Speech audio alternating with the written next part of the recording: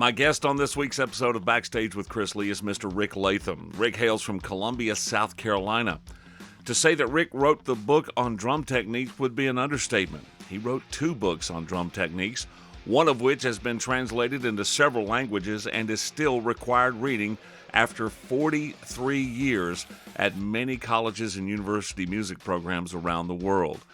Rick toured with Edgar Winter for several years and over a decade with Juice Newton. Rick is currently the drummer with Dr. Mac Arnold touring the Southeast, and he has returned to his hometown of Columbia, South Carolina. He joins me now on this episode of Backstage with Chris Lee.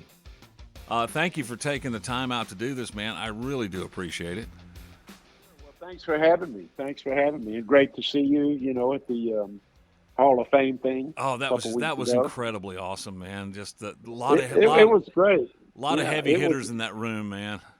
Yeah, it was great, man, to see Mark, and all the guys, man. And, it's funny. I don't know if I told you this story, but Mark Herndon and we met years ago when I was on the road with Edgar Winter. Right. And we had a great conversation in an airport. Like once we were kind of crossing paths in the same airport or something. And we sat and talked for about an hour and had a great time. And I haven't seen him since.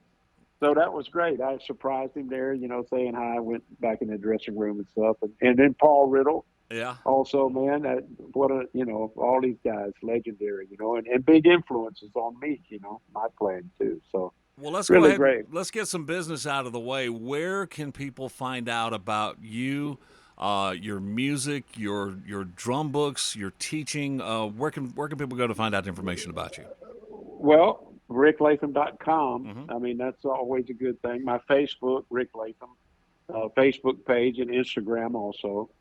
And, they can contact me through those platforms. And also, my books are distributed worldwide, the hard copy, through Alfred Publishing, which they also have Warner Brothers Publishing. And so Alfred is my distributor. Right. And Hudson Music, you can get downloads, digital downloads of the books with audio. So, and it's got me playing everything in the books and stuff. So, that's pretty much, you can buy them online, Amazon and all that stuff, has them too. And my music, you can actually, I think Apple Music would probably be the best place. I've got, I had a band in LA called the Groove Doctors. Yeah. And you can buy albums, through Apple Music downloads and stuff. So that's pretty much ricklatham.com took out all that information. Okay. All right. Well, let's start at the beginning. Rick, where were you born? I was born here in Columbia, man. I'm in Columbia, South Carolina. My wife and I just moved back here a couple of years ago. But I started playing here, man, when I was about 12 years old, and grew up over in West Columbia on C Avenue, and got my first set of drums when I was 12. And, man, just, I was kind of just naturally drawn to the drums for some reason. I don't know why. My brother, I have an older brother, 4 years older. He was playing piano. Right. And he was in the high school band and stuff. At that time, Brooklyn Casey High School band, still here, Brooklyn Casey. Mm-hmm.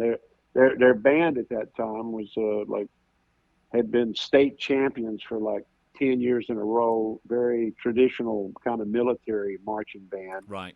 And that was kind of a big deal to be in the marching band. So I actually started studying music and, junior high school band and stuff like that. So my brother, kind of got me interested in music. And my family always had music in the house, man. My parents had, at that time, they would listen to like old big band records and, the Mills Brothers and, things like that, Tommy Dorsey and all those great things, man. But it was great, man. And, just growing up in Columbia too, man, I was, grew up with a lot of like listening to kind of soul and gospel music at that time. It's really funny, man. I was really kind of drawn to that kind of music, just groove kind of stuff, Yeah. And that's, started playing and then started studying, high school band. went on to go to college and study music and stuff. So You that's, you you that's mentioned the how it big started. band. You mentioned listening to the big band. We had Uh huh. one of the first drummers that I can remember noticing Uh huh. was Gene Krupa. And Right. Right. that was one that really kind of growing up, the biggest name I heard in drums because was probably Buddy Rich. He was on Carson Sure. all the time. Exactly, and that was a big inspiration to me too. Right. Was seeing when Buddy was going to be on Carson, they would announce it, earlier in the day or Yeah. earlier that week, and my parents would let me stay up, to watch to watch Buddy. And yeah, Gene Krupa, Buddy Rich, man, Joe Morello, those were the Yeah. guys Well, back then. Carson himself was a drummer, so he loved having Yeah, Buddy Rich on. That was one yeah, of his favorites too. And yeah, yeah, Carson was a decent drummer. Um, yeah, yeah, yeah. I saw him play several videos of him playing several episodes of the show. He would get out and play from time to time too, Uh-huh. and he was Yeah. always a And decent drummer. yeah, and later I became friends with Ed Shaughnessy, who Oh, played in that Tonight Show band for so yes. many years. So Wow. all those guys, yeah, seeing all those guys, man, on TV really influenced me quite a bit. And then seeing local guys, at local high school dances and stuff like that around here. So So you got involved with the high school band, and did you? You said you got the drum set with 12. Did you take lessons? Did you? I didn't take drum set lessons. I was taking, of course, in band you were playing mostly snare drum Right. and bass drum and cymbals and a little bit of bells and stuff like that in the high school band. But I never really took lessons. I took some lessons from one of the band directors just for reading, Yeah. like reading notation, but it Yeah. was snare drum type stuff. And I never really studied drum set until I went to graduate school, man. So I just started playing kind of self-taught, listening to records and stuff like that. Yeah. But I will say I was a very good like snare drum, like rudimental player. Yeah. I was always very interested in the rudiments, and like I said, Brooklyn Casey at that time, we had to play all these great marches, all the Sousa marches and stuff like that, John Philip Sousa, Yeah. and all the great military marches, and I had to learn like all the rudiments and stuff. So and that at that time too, man, it was just that was all there was really to learn how to play drums. The rudimental stuff, hand exercises, and there weren't really. I can't remember any drum set teachers around at that time. Right. Until I went to college, I started getting into more of the drum set stuff. And I played traditional grip because that's the way Buddy played and all the great drummers at that time. Right. So it was interesting, man, the way it kind of fell together. And then I started really studying more technique and more musical kind of things when I went to school. I noticed in some videos you were using traditional grip. Uh huh. And do you switch? Do you is it depending on what you're playing, or do you always do traditional? I always feel better, man, with traditional. It just is something.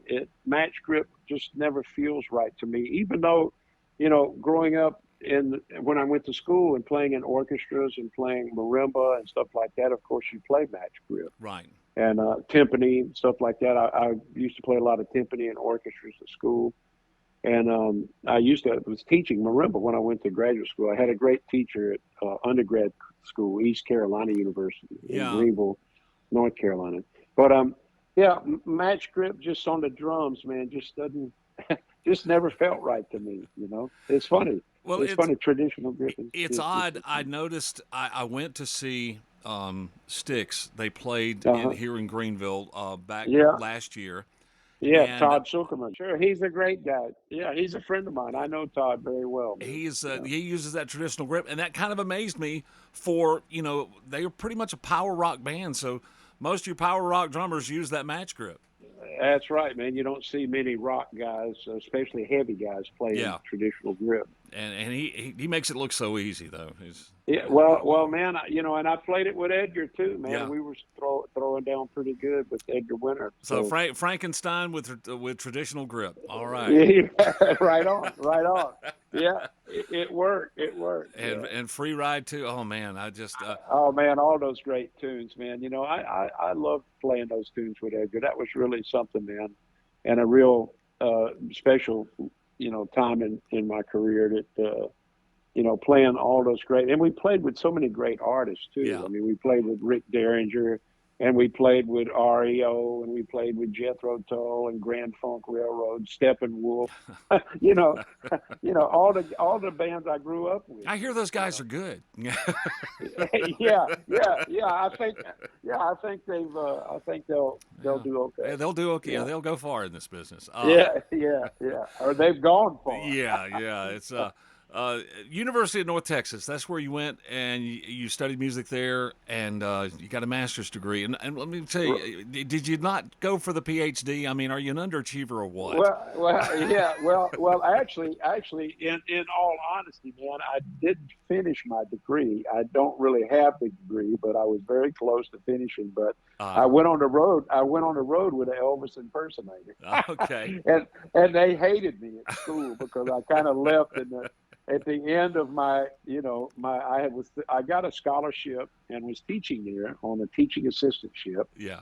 And because I had such great background from Harold Jones at East Carolina, and I was able to get a scholarship and go to that school, man, which was really great. It's still a great school, the University of North Texas, they call it now. Right. It was called North Texas when I went, North Texas State. And man, I was teaching mallets and snare drum to undergraduates while I was working on my master's, and I was very close to finishing, man. And I had this opportunity to go on the road, and I just, wanted to be a player. I was also getting a performance degree, which a lot of people get music ed degrees, so they Right. could become a teacher or something like that. And I love teaching, and I enjoy it, still love teaching. But I always knew I wanted to be a performer, so I got the performance degree, and don't regret that at all. But and that's what I had in undergraduate school too. Yeah. Undergraduate performance. But yeah, man, I left school and kind of, I was teaching an ensemble too, and Yeah. my private lessons and stuff, and Bob Shitroma, who was the head of the department at that time, was kind of pissed for a while that I kind of left him hanging a little bit. But I still have great memories and still keep in touch with my teachers. And actually, Jim Hall, one of my drum set teachers, I never really studied drum set until I went to North Texas. And Jim Hall lives here in Columbia. Oh, When okay. I left North Texas, Jim Hall came to Columbia and got the job at USC. And he's retired now, but he was here for 26 years Wow. at USC. And he and his wife, Linda's a real estate agent. She helped us find this beautiful house here. So we've kept in touch all those years. And I keep in touch. Ron Fink was another one of my teachers. Henry Oxdale, all the teachers, and all the great students that were there. I was a grad student, but there were, Greg Bissonette was there at that time. Great drummer, and playing with Ringo's thing now. But Greg, played with David Lee Roth, and they've done a bunch of stuff. But there were a lot of great drummers there at that time. A lot of great players came out of that school. Wow. So it was great. It was great, man. Yeah, but the Masters was enough. I can't imagine. Some of my buddies, man, go back to school and get doctorates and stuff, and I'm like, man, I just couldn't do it now. I couldn't go back to school and study now, man. My grades in school were decent, in high school and stuff. But when I went to college, man, my grades were great because it was all music stuff. I mean, I still took academic things. Yeah. But my grades were really good, studying what I wanted to study. That was your passion. Yeah. I hear you, but things might have a little more retention now if you went back. One of my buddies here, man, that I grew up, I had my first band was here in Columbia, and the guys still live here that were in the band. And one of those guys is going back to school. So Studying what piano. band was that? Give the guys a shout out, Bob. Okay, man. Yeah, it was the band was the name of the band was the Hypertentious Amoeba. Okay, okay, and Country band, Bobby right? Lorick. Yeah, right. We played pop stuff, but we played school dances and stuff, man. Bobby Lorick was playing bass, and Mitch Shaw was playing guitar, and there was another guitarist, Billy Derringer, who has passed away. But yeah, man, those Bobby and it's still around. Mitch and Bobby are still around, Wow, so I still see them, man. We go eat barbecue every once in a while, and talk that's about so old cool. times. And we actually came. They came over to the studio, man, and we played one day, and we played a bunch of those old tunes, man, like bubble gum kind of pop Yeah, stuff. yeah. Yeah, really, really great stuff. So, what took you out to L.A.? Well, when I finished school, man, I went on the road with this Elvis guy, and Yeah. I lived in Vegas for a couple of years. He was great, man. Bobby Young was his name, Hmm. and we played Vegas, we played Canada, all over the United States. It was great, man. I mean, it had a trailer and all our stuff. Yeah. Had horns and two chick singers background, and Wow. the Yeah. whole Elvis thing, man. He had all the costumes and jumpsuits. I mean, he was really serious, man. I think he was from Wichita Falls, I think, Hmm. Texas. And so anyway, I came off the road with him and lived in Dallas for a little while. And that's when I actually finished my book, the Advanced Funk Studies book. Hmm. And then, just at that time, my career was kind of taken off from the book, and people were kind of knowing me a little bit, who I was and stuff. So, And what year did you write that book? I wrote the book in 1980. And 1980, it was published. I published it myself, man. I printed it. I wrote every note in there by hand. and There were, it's there still were. being used by drum teachers It's today. Man, it's still being used everywhere. At schools all around the world, and China. It's used in Korea. It's used in Japan, uh, the UK, Australia. It's crazy. They use it at USC here, University of South Carolina. Wow. A required text. The Navy School of Music used it. Required text. North Texas was using it for a while. Berkeley. So man, crazy. Again, Really you're an crazy. underachiever. What's wrong with you? Yeah, well, I was really driven, man, to write the book, and that maybe we'll get into that later, how that happened. But anyway, back to how I moved. At that time, man, either it was kind of New York or L.A. Yeah. That would make your career. I mean, Yes. and I was, I'm a R&B kind of pop drummer. I mean, that's a commercial drummer. I'm not. I love playing jazz and played in the lab bands at North Texas and all that stuff. I'm a good big band player, Hmm. but at that time I just thought New York was more of a jazz scene, Yeah. and LA was more of a recording pop scene. Right. So I chose LA and moved there in 1984. April Fool's Day, I drove out from Dallas in my blue Ford Econoline van with my drums and a tux. That's all. That was it. So, luckily, man, I met some great friends, and things kind of clicked, and that's a long story. I don't know how deep you want to go into that, Well, but sometimes you move into a new area, and I've heard that in different territories at different times have been very protective about their market. And well, it was a little bit like that, and of course, LA was huge, and at that time, I mean, there's so many guys, but I was, lucky because the book had been out for 4 years, my yeah. advanced funk studies book, and like I said, it really hit at a great time, the right place at the right time. And I became friends, like I said, with Louis Bellson and Hmm. Ed Shaughnessy and all those guys I had sent the book to. It's funny, man. Back then, you would get people's phone numbers and just call them, Yeah. and through other Yeah. contacts and stuff. And I sent the book to Louis and Ed and Colin Bailey and all the great Jim Chapin, who's another great Hmm. author, player, teacher. And these guys wrote some incredible things, man, about the book, and really kind of boosted it with their endorsement. So, you know, other drummers started kind of, oh, Rick Latham's here, man. He's got this great book out, and you know, blah blah blah. So it was a positive in some ways, you know, that I was kind of not just some other guy, you know, that just moved to town. So, How did you come to the attention of Quincy Jones? well, that's an interesting story, man. Just another thing, right place at the right time. I was at the Union one day Hmm. in LA, and at that time you used to have to go to the Union to pick up your check, so they would get their Yeah, union so sure, they could take sure. out, you know, get their portion of it, which was cool, and their withholding kind of thing. And Yeah. so I was in line at the Union, man, and there was another buddy, John Gates was his name, and he had gone to North Texas. He was a little bit older than me, and he said, "Yeah, hey Rick, man, how you doing? I heard you moved to town, blah blah blah." I said, "Yeah, man, it's great. Everything's cool, and I'm loving it." Had only been there for really a month or two, I think.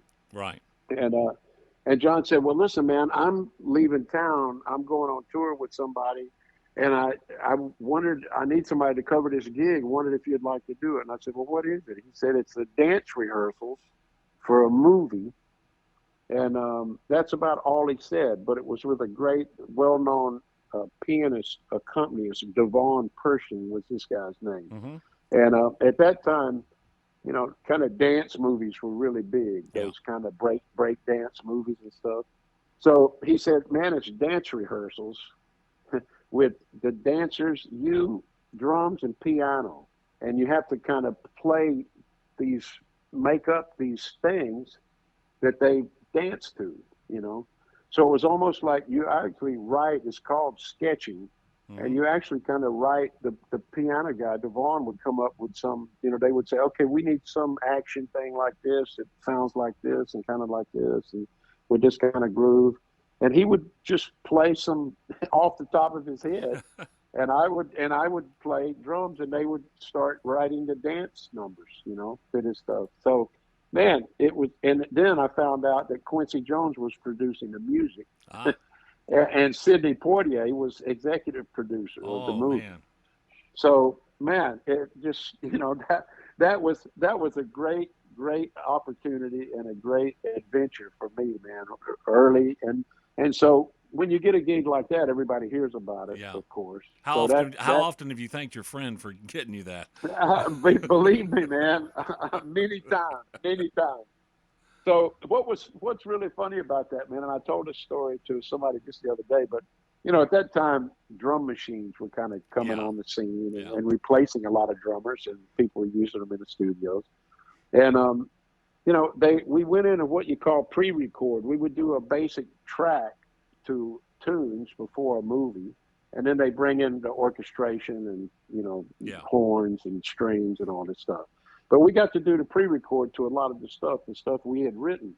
So I did the pre-records, and then they say, "Okay, thank you very much," you know, and you get, you know, your union, you know, you make good money on that stuff. Yeah. Plus, we were getting paid for those rehearsals. We Yes. rehearsed for a couple of months, like every day, you know, 5 days a week.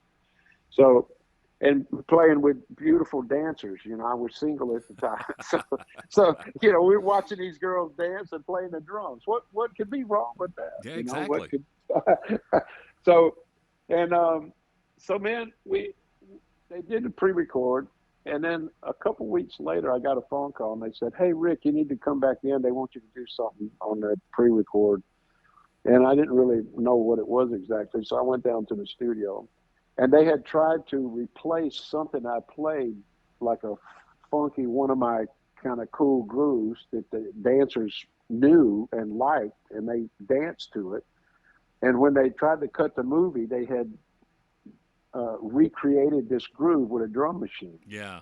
And the dancer said, "What happened to that stuff Rick played? What we can't dance to this."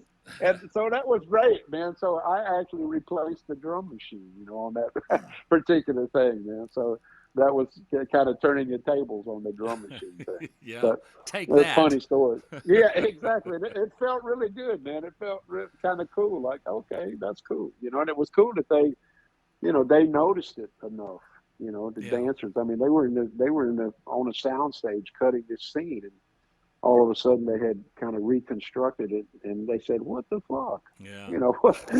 What is this? Where's that cool thing that Rick was playing?" So they called me, and I got to go in and do it, man. And it was, all the great studios, Westlake and L.A. and all this stuff, Yeah. man. It was just really, really one of my first big opportunities, which was great. And did you do more for Quincy Jones Productions? No. Just did that one movie. That one movie. But I stayed in touch, and met some other guys that did some other things for him that I worked for and stuff.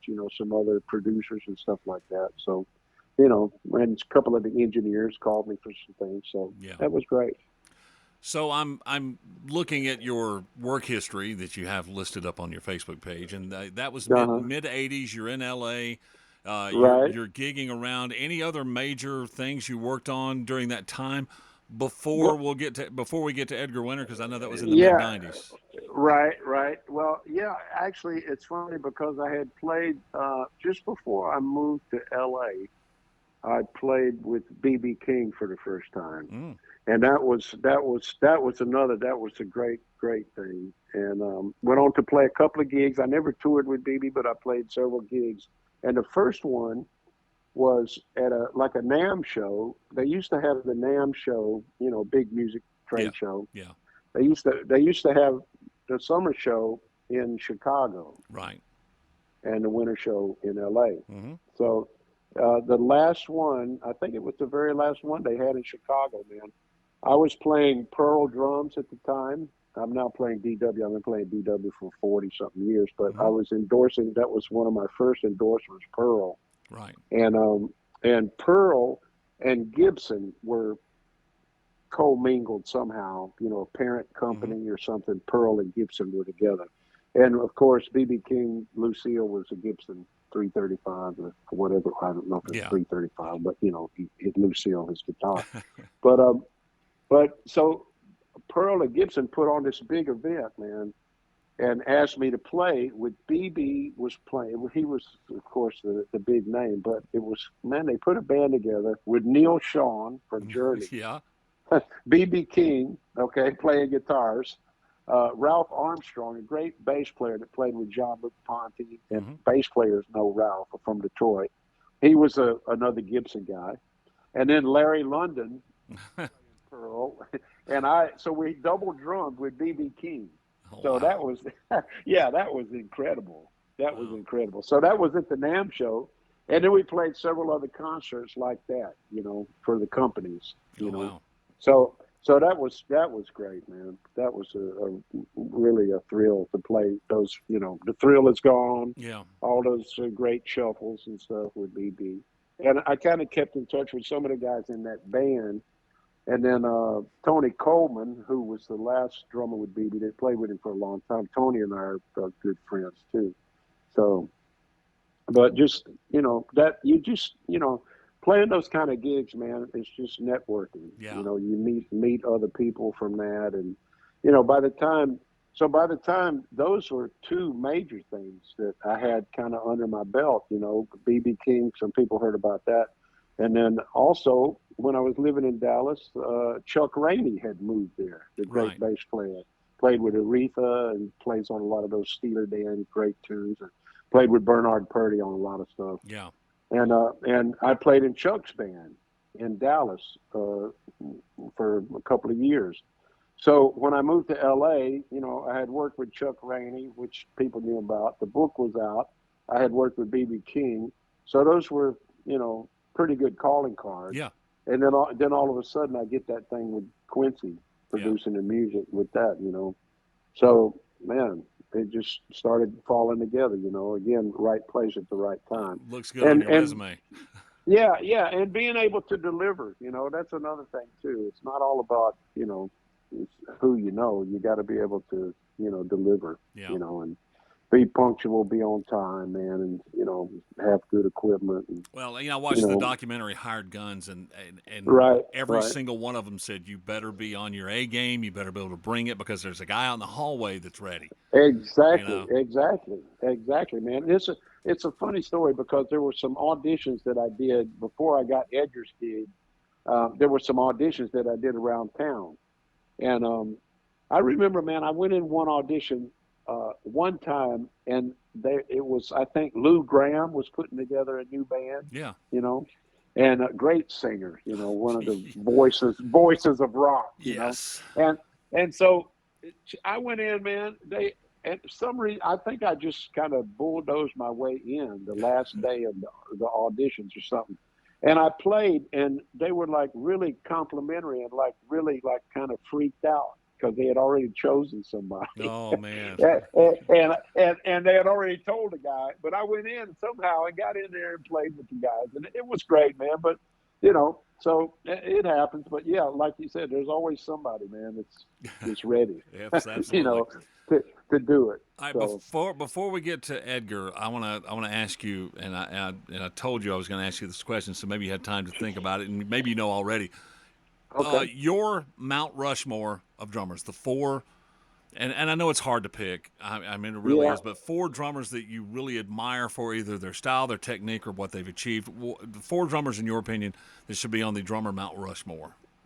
okay. Well, this is mine, you know, and Yeah, there's yeah, so many. yes, I know. It's all So subjective. so many, but I mean, there's a lot. We can talk about some other guys too, Yeah, but I Buddy Rich, yeah. Steve Gadd, Mm-hmm. Tony Williams, Mm-hmm. and the fourth is really hard. I'm trying to think of who I would say would be the fourth one, and it would probably be between, you know, Mike Clark and Mm-hmm. Harvey Mason. Yeah. So, you know, that to me, I mean, those influenced me. And You see, know, those guys, so many drummers just through the yeah, networking. A no, lot of drummers, names people never heard of. Now, everybody knows Neil Peart and sure, his legend. He's R- great, r- one of the right, greatest rock drummers ever. And, a lot of drummers will default to him and they'll default to John Bonham. Um, right. Well, Bonham too, man. See, yeah, that's another. again, it's You know, so hard to choose. It's like trying to pick your favorite breath of air, you know? but yeah, and the reason I picked them is because they were, uh, you know, influential to me. Mm-hmm. I mean, and to drummers, I think across the board. Right. I mean, as is, you know, Bonham and, you know, all those guys, man. There are so many, you Yeah. know, there's, you know, even, you know, I mean, man, I love the James gang, you know. I Yeah. love Jimmy Fox, man, Yeah. was a great drummer that a lot of people don't know, you know. And I loved him. Nigel Olsson, man, Yeah. played some great stuff with Elton John. I mean, you know, it just, you know, and it is hard, man. It's very difficult, you know. And It's, then you talk about, you know, like Joe Morello and, yeah. you know, And then Roy do I Haynes have and to pick just four? Come on. yeah, right. Mount Rushmore might have about 20 guys in Well, it now. now we're going to go on to Edgar Winter. I was going back through something today, and I keyed in. I looked up Edgar's name, and I had forgotten that Edgar played saxophone on my be-all, end-all favorite album of all time, and that Uh-huh. was the Bat Out of Hell, Meatloaf, Bat Out of Hell. Right. He played saxophone He on that he's album. a great saxophone Oh, player, he's man. tremendous. He's a great sax player, man. He played sax, organ, piano, and sings, Yeah, and could do all of that stuff and incredibly well. I had forgotten. Now Max Weinberg played drums on three of the tracks, and I had forgotten that Willie I Wilcox. didn't know that. Uh, I didn't even know that. Max That's Weinberg cool. was the drummer on "Bat Out of Hell." You took the words right out of my mouth, Uh-huh. and "Paradise." Oh, So great. "Paradise by the Dashboard Lights." Willie Wilcox played on all the other tracks. Right, Yeah, right. and Another great drummer. Yeah. I didn't know that. I had forgotten that. And I looked through. Todd Rundgren produced, played all the guitar parts, Sure, and sure. We and played with Todd. We yeah. played with Todd a couple times with Edgar. That was great. Oh man, that it's had to be awesome, man. Really. So, Yeah. how did you come to the attention of Edgar Winter? Well, it's funny, man. I'll tell you what happened. I didn't even have to audition for Edgar because Carmine Apiece Mm-hmm. recommended me. Yeah, Another Carmine great and I. drummer. Yeah, another great guy too that influenced Bonham. Yeah, You know, yeah, I mean, really, really crazy. Carmine's a great, great friend of mine, man. And we have a lot of mutual respect because, you know, he wrote his realistic rock book was one of the first rock drum books. Right. And it's still a great book. And I used to use it with my students, you know, when I was teaching before I wrote my book. Yeah. And Carmine and I became really good friends, man. And Carmine had that gig, played with Edgar for a short time. Yeah. And he recommended me, man, you know. So I went in. I didn't really audition, but I did go in and play, Sure. you know, with Edgar one day. You know, called me to a studio. But, you know, I got the gig. And, man, Edgar and I really got along great. I mean, he's a great drummer, too. Yeah. You know, he plays timbales on Frankenstein. But he's got a good sense of time, man. And he knows drums and he likes drums. Yeah. So, you know, we really got along great, man. He liked my drumming a lot, and just a great experience. But that's how I got the gig, you know. And it was funny. A couple of years later, Carmine and I were talking. You know, Carmine's from New York, Yeah. so he's like, "Hey, what the fuck? Hey, Rick, hey." so we were talking, and he said, "Hey, man, what the fuck? You making more money with Edgar than I did, you know." So that was funny. We were laughing, you know. He was joking, but it was funny. So, but that was that again, man. Networking. Yeah. You know. Yeah. Now Edgar produced a couple albums too. I looked. He Yeah, produced sure. Open Fire, Ronnie Montrose. Yeah, we And played with Ronnie a couple. Yeah, too bad, man. You know, he's passed no. too. But it was great. We played with all those guys, man. Like I said, Rick Derringer. We even played, man. We played one New Year's Eve in Beaumont, where he's from, and also Janis Joplin is from Beaumont. Yeah. I don't know if people know that, but they kind of grew up together. But we played in Beaumont on a New Year's Eve, and Edgar's mom came to the gig. That was great.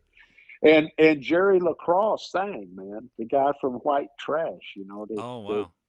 Yeah. So, and the White Trash Horns used to play with us every once in a while. Yeah, that was killer. We're doing those things, man. The White Trash record is killer. Yeah, you got to just you go around the world with Edgar. But we did, man. We went to Japan several times, all over the United States, Canada. I posted a video. You guys playing the Montreux Montreux, Jazz yeah, I Festival, saw and that, man. Yeah, thanks for posting. oh Yeah, yeah, thanks for yeah. I'm posting trying that. Yeah, trying to get people excited about the podcast. yeah. Well, that was a great experience, man. The night we played, man, check this out. The same stage was we played. It wasn't in this order. I forget the order, Right. but uh, REM played that night Yeah. on the same stage.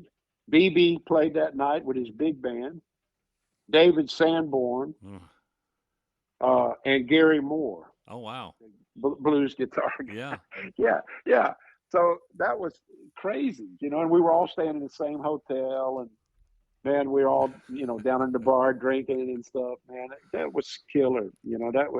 And Claude Knobs, man, he's passed away too, but Yeah. he was the host, man, of the all those great years, and they still have it. But Yeah. the Montreux Jazz Festival, Claude Knobs had a big chateau there, man. He would invite us up for parties and stuff. It was just a really incredible, very special thing. And the Montreux, you know, it runs for about a month. Yeah. It's like all month long, you know. So they have like every kind, and you know, it used to be just jazz stuff, but now they've opened it up to reach a wider audience. Yeah. Stuff, Yeah. Which is cool. Which is Yeah. cool. You mentioned, you know, like everybody's staying in the same hotel, and you know, there's a lot of partying going on. It's rock and roll, and you know, you know. And when I was younger, I did my share of partying and all the other stuff too. But how did you handle yourself, man? How did you get through all of that? Well, we got pretty crazy at times, man, and that, you know, that was the '90s, so it was a little crazy, you know, late '80s and '90s and stuff. So, yeah, I mean, there was definitely some illicit things going around, but you know, I kind of, you know, I stopped all that stuff years ago and was able to just kind of cold turkey stop doing all the bad stuff. But Well, it seemed like you even know, from the beginning you were serious about your work, you know, yeah, writing the well, books and I studying and exactly, and I always have been, man. And I'm, you know, I like to have a good time, but I'm not stupid. you know. Yeah. And that could be debatable, Well, depending on you. If you ask my wife or something, well, but it depends on but the company and the time of day. that's right. But but no, I still like to have a drink and stuff, but I don't drink that much, man. And I like to take care of business, and I've always been that way. And that's one thing, man, that my parents taught me, Yeah. that I got from them. My dad was a hardworking guy, man, and he worked for Winn-Dixie his whole life. I don't know how many people remember Winn-Dixie stores, but Oh, yeah. it was a big chain, man, back when I was a kid. And he went to work, man, and worked his way up from a bag boy at the company, man, a stock boy, Yeah. to a executive of the company. Wow. So, he worked for the company for 45 years, man. Oh, Crazy. And just my mom, man, I had a great, my parents, I love my parents. They both passed, but taught me some good, ethics and yeah. morals. And yeah, I always wanted to take care, man, and it's important. I think that's another thing too, that all these great guys that you've talked about, I mean, they've had maybe bouts with troubled times and stuff, Sure. but they all take care of business. And the ones that really last learn how to take care, Yeah. you know. I noticed you have your own signature drumsticks with Yeah, Pro Mark, yeah. ProMark, yeah, and uh, was that a really cool moment in your life when you saw that on a drumstick? It, yeah, it really was, man. I had a great relationship with the owner, the first real owner of Pro Mark, Hmm. Herb Brockstein, who created the company. And Herb's passed, but his son Maury took over the company, and they were based in Houston, Texas. The Hmm. factory's still there, the ProMark factory, and then the Dario, which is the big string Right. company, they bought ProMark several years ago. Hmm. So, yeah, so it was interesting, man, to have that stick, and again, something that's very special to me, man. I had a great, like, I designed a stick. It's a really good feeling, natural, well balanced stick. I mean, everybody's got a different kind of personal feeling for drumsticks, but people like it. It's one of the best selling sticks, and yeah, man, to get endorsements, that was something at that time. I've been playing Pro Mark, man, for 30 years at Right. least. I've had that stick. And I've been with DW for 40 something years. I've been with Istanbul Mehmet for 40 something years. Hmm. Evans and Promark for like 30. Yeah. So I'm not the guy that jumps around. And, I got those endorsements when I was young, Yeah. man. So they really mean a lot to me. So And the company, Istanbul is your symbols, right? Istanbul Mehmet. Yeah. There's a And couple different companies. Sorry to interrupt, but I would like to just, a lot of people get confused. There's the Istanbul company hmm. that actually, and there's an Istanbul AGOP. Now, AGOP and Mehmet were together at one time. It was just Istanbul. Hmm. And AGOP, another gentleman, they were partners, and he died in a boating accident some years ago. So his son took over the Istanbul AGOP. So they split a little bit Hmm. and became Istanbul AGOP. Now Mehmet, who is the original guy, the real cymbalsmith, he kept his part. So it's called Istanbul Mehmet. Right. So a Turkish guy, still made in Istanbul. And so I like to differentiate and really say Istanbul Mehmet, because there's Istanbul company and then there's the Istanbul AGOP. So Okay. I'm Istanbul Mehmet. Yeah. But he's probably the greatest living cymbal maker. He actually made the famous K's when Zildjian was in Istanbul, when the Zildjian factory Yeah. was in Istanbul. He made the early K Zildjians when he was like 11 years old. Oh, wow. So he's the real guy. Yeah. Everybody else has learned from him or someone else, and they try to recreate that stuff. But to me, man, the cymbals, his cymbal Mehmet have a real special sound, and Cool. I love him. We've got a great relationship. All the people that work there, I've been to the factory several times at Istanbul, and I just love the cymbals and all those companies. Like I said, I got great relationships with DW, Evans, and Promont. Really great. Yeah. You mentioned Evans drumheads. Uh huh. They've Yeah. been around forever. Um, Right. Yeah. do you have a preferred foot pedal? That's always a big thing with drummers. Is there a preferred foot Yeah, pedal you use? well, I used the DW 5000 pedal, Hmm. the kind of the first one, the turbo one that they make a lot of different ones. They make one called the accelerator, and they make a bunch of different things. But the 5000 regular 5000 turbo is my pedal. Okay. That's the one I use all the time. Now, I ask a lot of drummers, sometimes, how many drum sets do you have? Or True. the question, a lot of times, the one that, gets me sometimes is too, well, I've got 4 drum sets, but I have 142 snares. Right, right. Well, Todd Zuckerman talking about the Sticks Oh, drummer. I've seen his room. He's got, yeah, he's got so many snare drums. Yeah, that's crazy. It's really crazy, but that's cool. I mean, he likes to collect, and that's. I like to use my stuff. Yeah. I have probably 10 snare drums, and I have 6 drum kits, beautiful DW drum kits, Yeah. and that I know people go, oh, that's a lot. Yeah, but I have 2 in Europe. Yeah. I've got three here. And I've got one more in Germany. Well, So, and you people, know, people don't understand too that different drum kits with sizes and kicks, right. and they E- make different sounds. Exactly, and different woods. Yes. I have different size drums and stuff like that. So, yeah, it's all. I don't try to abuse that, and I don't ask for a bunch of free stuff. Yeah. But it is nice, man, to have full endorsements, and I Yeah. get everything free, which Yeah. is nice. But I don't abuse that, Yeah. man. And I collect cymbals. I have probably over 100 cymbals. Oh, okay.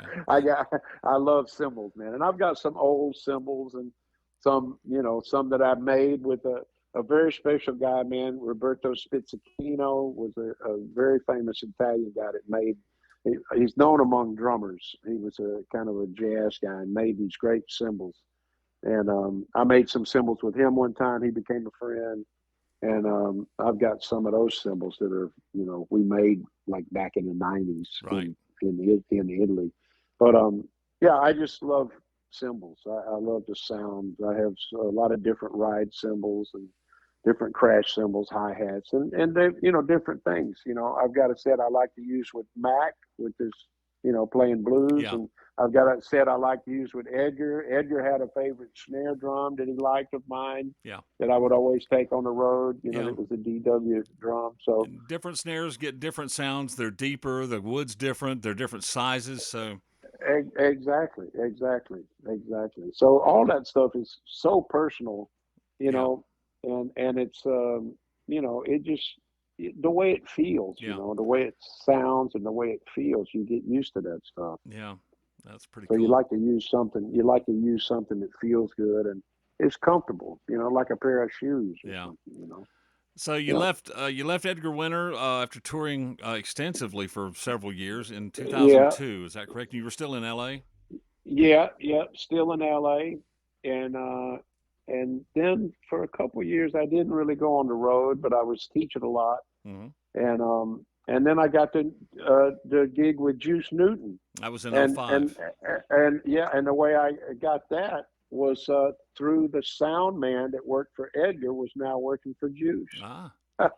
So again, I did an audition. They had they asked me to come in and play one day, and I played. And I think the next day we went out, went out on the road. Well, she has one of the most powerful voices that I've ever heard. She's a great singer, man, and Juice was really still sounding really, really great. She still Yeah. sounds great. Well, when I first heard "The Sweetest Thing I've Ever Known," and then "Angel of the Morning," and then of course Queen of Hearts, but "The Sweetest Thing I Ever Known," I could not fathom the power behind that woman's voice. It was incredible. Yeah. Well, she always would hit that high note, Yeah. man, at the end of the tune every night, man, and never botch it. She Yeah. was really incredible and a great band. Actually, Otha Young that wrote some of those tunes, he was still in the band Ah. when I joined the band. So, yeah, he and Juice wrote that Angel of the Morning. So really incredible. So yeah, playing those kind of tunes, man. Even like Edgar, playing all those great tunes. juice plant. It's really a special feeling, when you play behind an artist, just like, like anybody playing with any younger guy that gets a gig with like one of their idol bands, Yeah. you know, it's incredible, man, just to play those legendary songs, man. And and play, you don't need to play a bunch of new stuff. I mean, you need to kind of pay homage to the original. Yeah. So, it's not like you have to copy it exactly, but there's certain fills and stuff like that that are fun to play. And it made the tune, it's Yeah. what made it famous, I explain that to So, people sometimes. It's sometimes certain things about a certain song is like comfort food. You expect to hear it, and you expect to hear it that way. yeah, And you wouldn't play In the Air Tonight and not go ba-doo, yeah, ba-doo, ba-doo, ba-doo, bop, bop. You wouldn't go shoo, ka-tap, ba-doo, ba-da. no. you know. That opening to Billy Joel that Liberty came up with, you don't play. Oh, You don't change that. You try to play it exactly, exactly. man. Man, that's funny, man, because I called him. I know Liv too Yeah. very well, Yeah. man, and I called him. We played the Hard Rock up in Bristol, Virginia. There's a new Hard Rock up there, and we play it every couple of weeks Yeah. with Matt. So I was coming back, and that tune. What's the matter with the clothes Yeah. that you Still wear? rock and roll to me. Yeah, okay, yeah, okay. It's got that one feel. Yeah. Yeah. Yes. I called him. I picked up. It was playing in the car on the way back. I picked it up. I said, that is the best feel ever in a tune." I said, "Did you just think of that on the spot and play 16ths against that shuffle, man? And he was like laughing and stuff, man. I said, "That is the best feel ever, man." Yeah. But yeah, he played some great stuff too. Very identifiable, man. He I think made that band. Oh yeah. I mean that band had a certain feel and a certain groove to it, and it starts right there with him. Sure. And he's a heavy player, man. Yeah. He's a hard hitter, Yeah. But Edgar stuff too, man. Frankenstein, those Yeah. drum things, that's you want to play that kind of like the original Well, because that's you what have to they're, honor that. You really do. yeah, You have to honor that exactly, because it could be exactly. disappointing. You go to a concert and you don't hear that. Like I said, that comfort thing you've always heard, and you know it's Right. there. And the drummer that does it, it's great. You Sure, know. sure. That's just like, a lot of the stuff too, man, with, Danny Seraphine, the original Yes. Chicago drummer, is Yes. another great buddy of mine, man. And I love his stuff. And I was so shocked and sad when, he left the band and stuff. I mean, Yeah. because his sound too, man, that was Chicago. Those drum parts, man, Yeah. on Make Me Smile and all that stuff, that's that's Danny. Yeah. He made that stuff. And Blood, Sweat, and Tears, Yeah. man. Bobby Columbia, Yeah. another great drummer that became a record executive. Yeah. In between touring with Juice Newton, in between touring with Edgar Winter, you're giving lessons. Right. Now, did you take beginner students all the way to advanced? I did for a short time, but I always had more advanced, intermediate to advanced guys. Right. And And during that time too, sorry to interrupt you, no. but during that time too, I wrote my second book in 1990. I wrote that contemporary drum set technique, Hmm. which was more of a like linear, excuse me, linear kind of drumming. So that I was always still thinking about teaching and writing and sharing ideas and stuff. But yeah, I had several beginning students, but Yeah. mostly guys that were playing, you know, and a lot of guys had used the book, so they Yeah. wanted to kind of take lessons with the guy that wrote the book and stuff. So when you're talking to drummers, what philosophies or what do you try to imbibe in them? What do you try to get them to understand about drumming and the techniques that they're using and the feel and the Yeah, feel is the main thing. I mean, I do work with a lot of guys on technique because, like I said, I'm lucky and fortunate, and I don't mean to sound arrogant, but I have really good technique. hmm But I learned it from really great teachers. right? So, a lot of drummers don't have very good technique, and some drummers have terrible technique but a great feel, and Hmm. some drummers have, great technique and no feel. Yeah. So the thing I try to teach, is kind of happy medium, but feel is the main thing, man. To have a good feel when you're playing. Right. You can be, there's a certain amount of sloppiness that some things need Yeah. a little bit, something it can't be too perfect. Yeah. And but the feel, and sound is something else. I think a lot of drummers don't understand how to get a good sound from the drums. Yeah. Tuning your drums, not only, but how you hit the drum. Yeah. There's a certain, like, I'm not a guy, man. There's a lot of guys, and I did a lot of this when I was in school, like playing in supper clubs and playing brushes and people clanging glasses and eating and shit while you're playing. Yeah. I hate that. Yeah. I hate that, man. I like to play concerts, Yeah. And I know I'm probably burning a lot of bridges if people hear this. I like to play a jazz gig every once in a while, but it's, I'm a hard hitter too. I'm not a brush guy.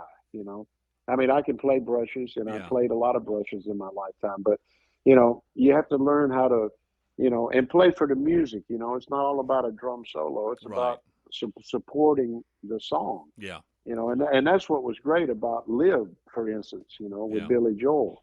So, I just try to teach guys to be musical and have, good technique, or work on their technique at least, but have a good feel and a good sound on the drums. Because I think a lot of guys too that play these like supper club gigs and stuff, they don't Yeah. hit the drums.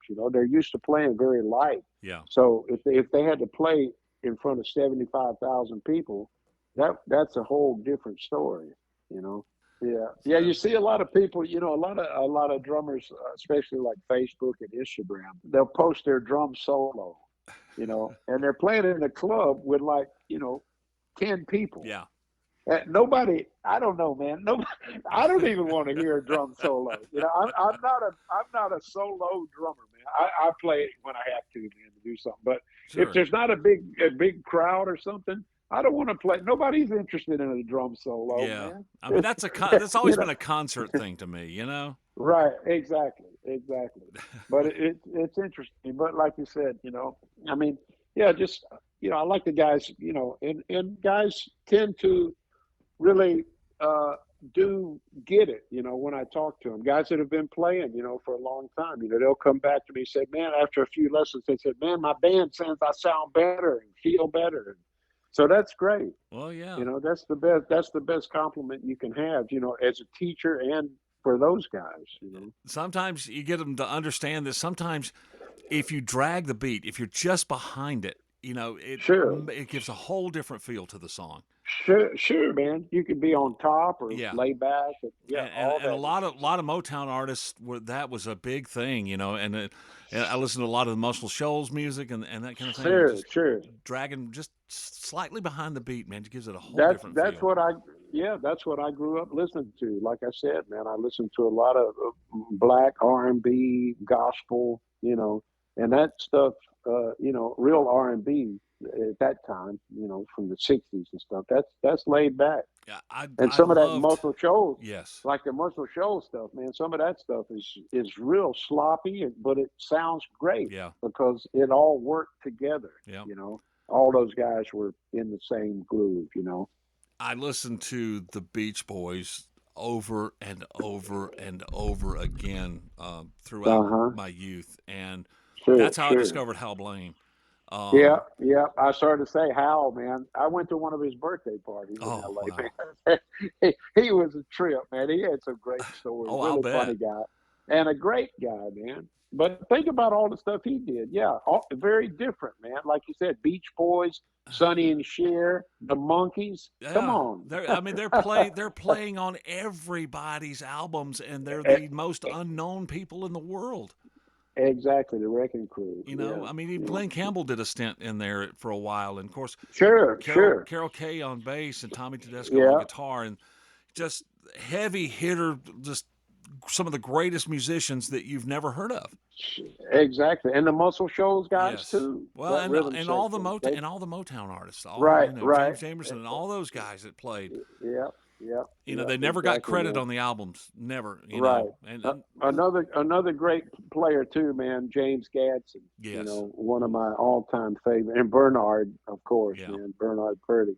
but Gadsden, played all that great Bill Withers stuff, Yeah. man, and played a bunch of other stuff too, man. He played a lot of stuff that people don't know, you know. Well, and And that's true. We're talking about all these unknown session musicians. That's true in every genre too, because Nashville yeah, is full of some of the best players in the world that you've never heard of. sure, sure. You And know. I actually love country music, man. I love the new, a lot of country people think country's going too commercial and stuff, but man, for a drummer and a guitar player, Yeah. country music is slamming. It's like 80s rock, Yeah. I love it.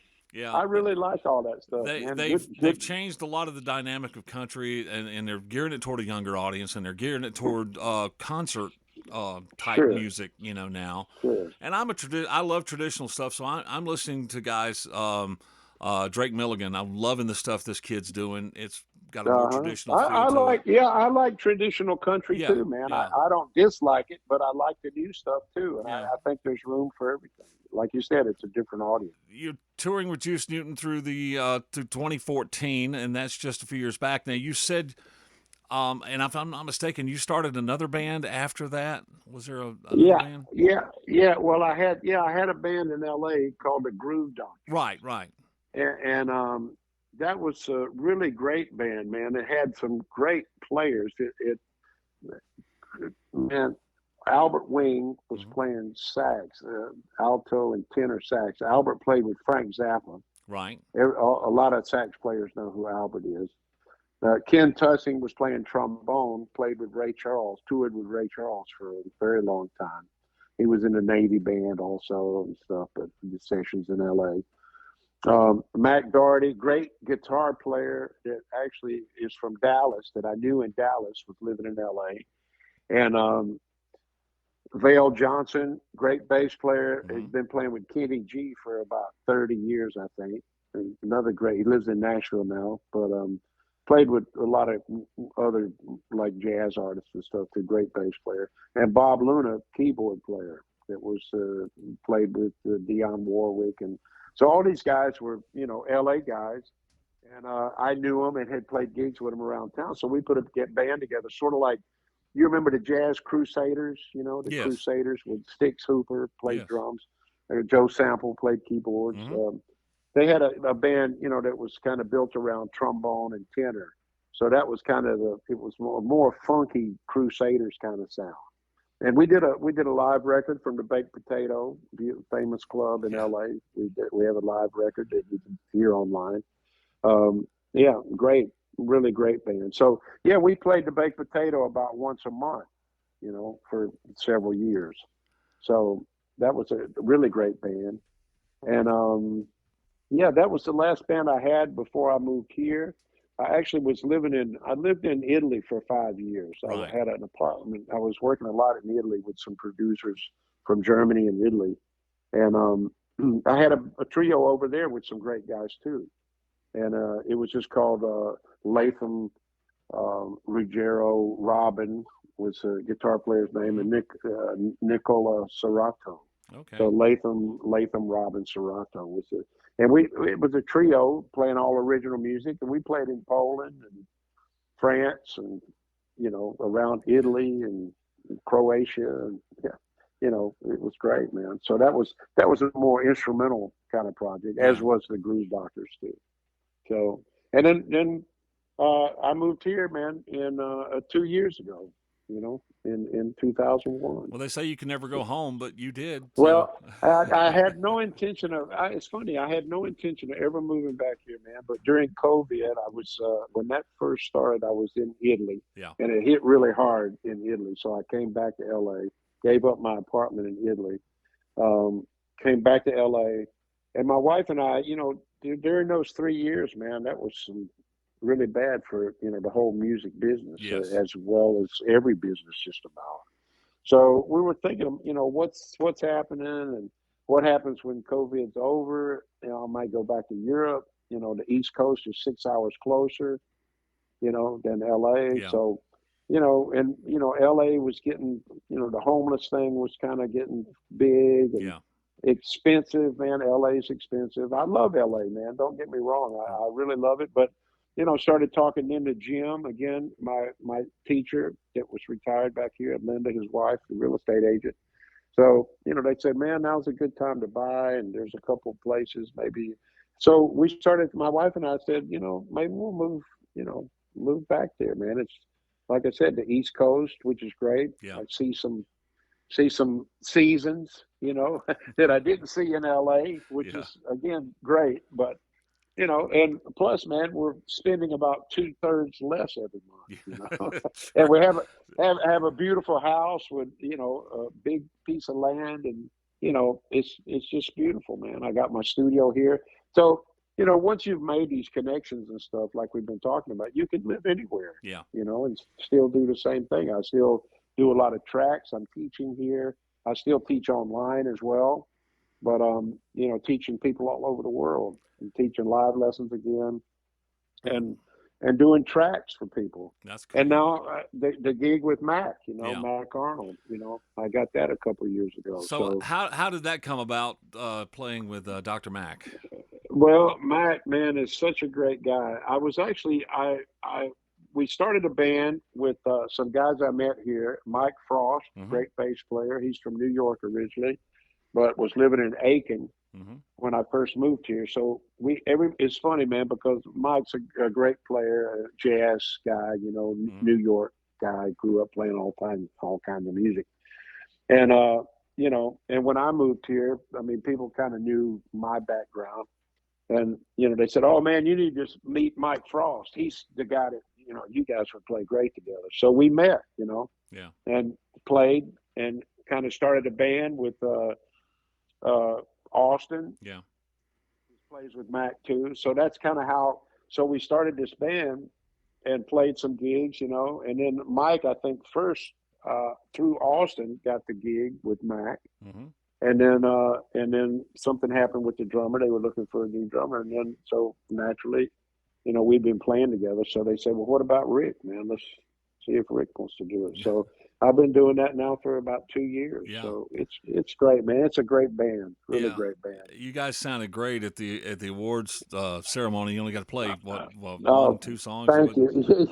Yeah, right. But it's a great band, man. And Mac is incredible. I did not realize all of Mac's history when I started, getting to know him over the last few years, and all the people that he's played with, and Sure. starting to look at all that. And then I talked to Mac at the awards. I said, and he wants to be on the show. I got to schedule the time to get him on here because I can't imagine what the stories that this man can tell. Oh, he's got some great stories, and he lived in LA for a little while too. Yeah. So we've got some things that we know from LA together. That's funny. I mean, we weren't there at the same time, but he knows a lot of places that were still there when I was there and stuff, and we talked about that. So, yeah, he's done some great stuff, man. He's a great guy, man, and just turned 81, man, and he's great on stage. He's he gets around as good as anybody, man, and still sounds great. And still wants to play, Yeah, we've been so busy, man. It's incredible. Everybody can't. It's the best gig there is. Yeah. Well, since we do have a storm coming in the area, let's go ahead and try to wrap this up with a couple of questions that I always want to ask everybody. Sure. When you get in the car and you're driving somewhere, what are you listening to?